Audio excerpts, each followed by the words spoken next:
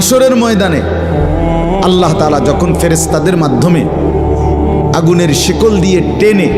জাহান্নামকে হাসরের মাঠে এনে দাঁড় করাবে, মনে করেন এখানে আইনা রাখবে, আমরা সবাই তাকাবো, এরকম হাসরের মাঠে যখন জাহান্নামকে আনা হবে, এই জাহান্নামের দিকে এক নজর তাকাইয়া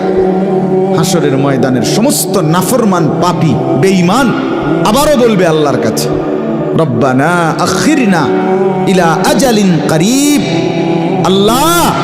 একটু সময়ের জন্য দুনিয়াটা আবার ফেরত দেন, হায়াত আবার ফেরত, সময়গুলো আরেকবার দেন, আরেকটু সময় দেন, নজিব দাওয়াতাক, আপনার সব কথা তখন মেনে নেব, অনাত্তাবিউর রসুল,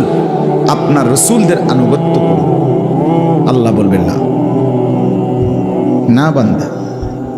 এখান থেকে কাউকে আর ফেরত দেওয়া